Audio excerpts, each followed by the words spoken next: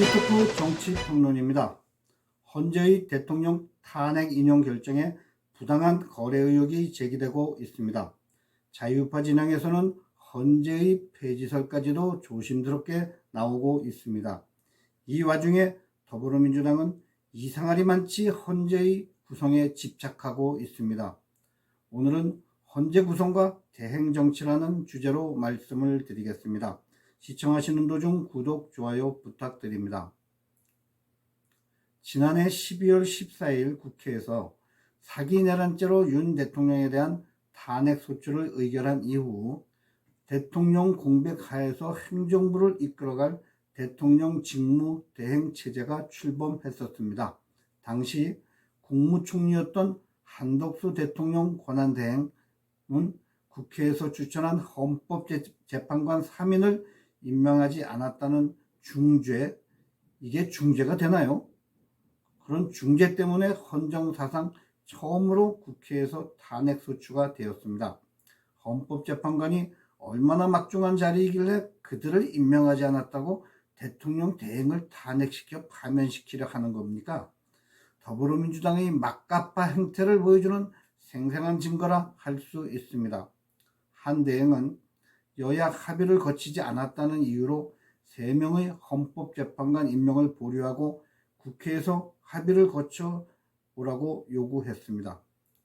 9명의 헌법재판관 정원에 우리법 연구회 출신들이 4명이나 들어가게 되는 심각한 정치적 편향성이 우려되었던 것입니다. 더불어민주당은 결국 여러 이유를 갖다 붙였지만 헌법재판관 임명을 하지 않은 이유로 지난해 12월 27일 대행 임무를 맡은 지 10일 만에 한 대행 탄핵을 의결했습니다. 그 다음 바통을 이어받은 사람이 최상목 대행입니다. 경제부총리에서 일약 대통령 대행이 된 것입니다.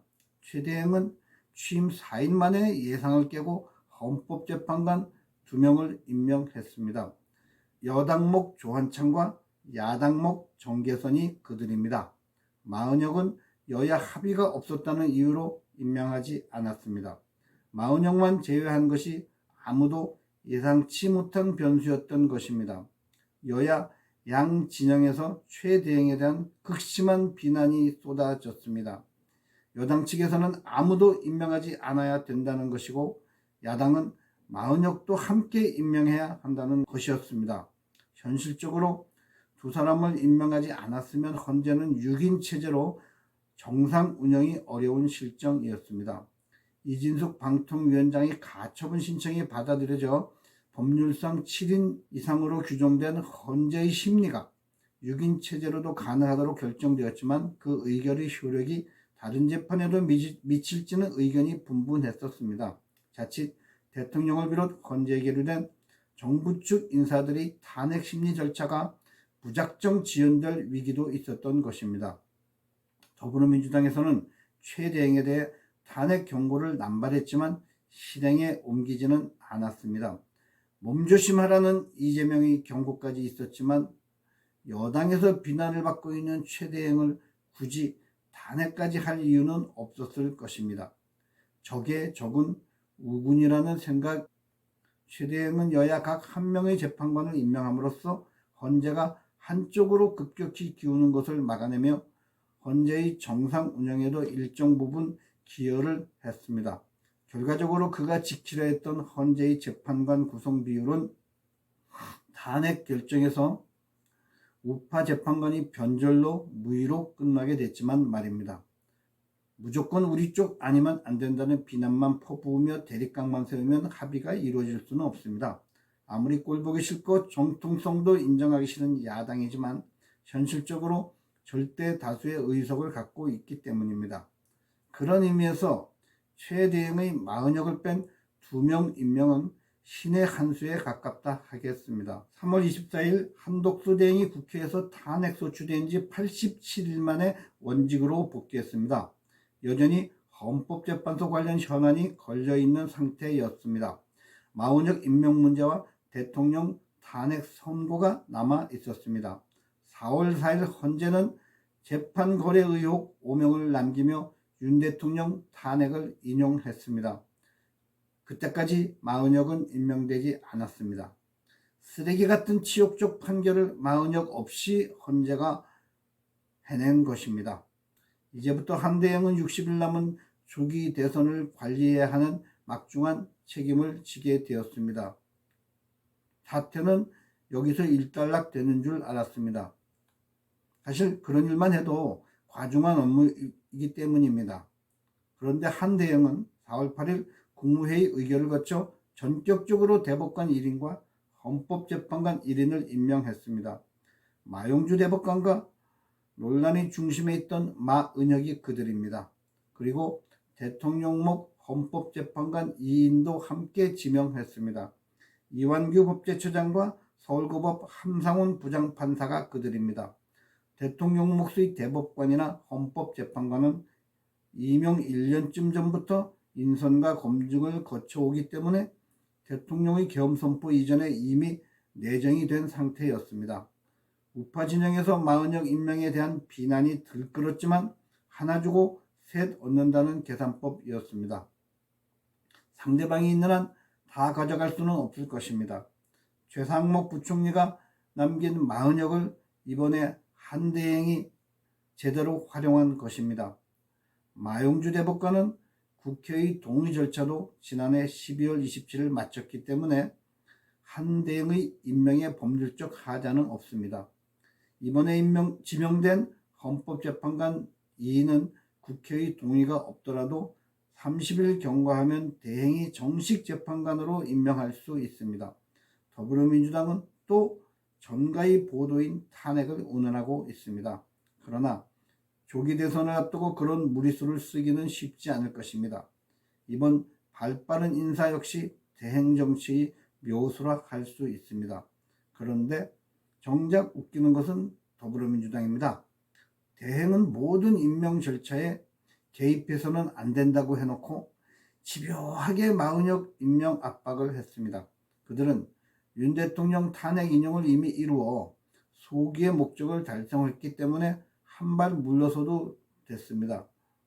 그런데 더불어민주당의 나라 집어삼키기 야욕은 끝이 없는 것 같습니다. 더불어민주당은 국회 추천이나 대법원장 지명 헌법재판관은 대통령이 무조건 지체 없이 임명해야 하고 대통령 임명목 재판관은 대행이 임명하면 안 된다는 법안을 발의했습니다. 정말 아무거나 법으로 만드는 막법부로 나가고 있습니다.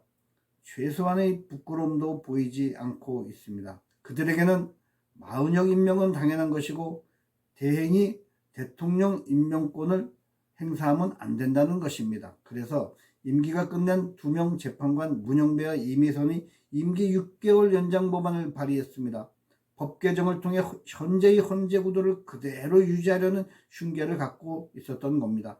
헌법에 재판관 임기 6년이라 규정된 것은 무시합니다. 그러다가 한 대행에게 의표를 찔린 겁니다. 저들은 왜 이리 헌재에 집착할까요?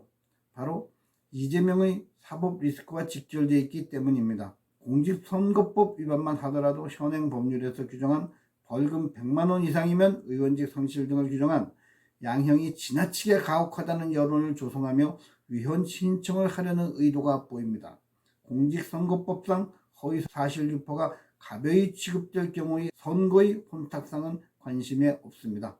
자기만 벗어나면 되는 겁니다. 유진교사 재판이나 곧 이어질 대북 불법 송금의 제3자 뇌물죄를 형법에서 폐지하자는 법안도 올라가 있습니다. 또한 그가 만에 하나 대통령에 취임하게 되면 기소추된 재판을 무효화하던가 중지시키던가 하는 문제도 있습니다. 이 역시 헌재의 협조가 필요하겠지요. 심지어는 중공처럼 대통령이 무제한 임기가 가능한 개헌도 헌재의 협조가 필요할 것입니다. 그래서 그들은 더욱 가열차게 한대행을 비난하며 재판관 2명 지명을 무효화하는 모든 법적 조치를 취하겠다는 협박도 하고 있는 것입니다. 끝난 것이 끝난 게 아닌 겁니다. 헌법재판관이나 대법관이 최종 임명권자는 대통령입니다. 그런데 더불어민주당에서는 이 인사를 놓고 노 총리한테 정신나간 짓이라는 막말까지 퍼부었습니다. 아무리 충성 경쟁을 하는 막가파당이라고 해도 최소한이 지켜야 할 예의와 금도도 없는 짓을 거리낌 없이 하고 있습니다.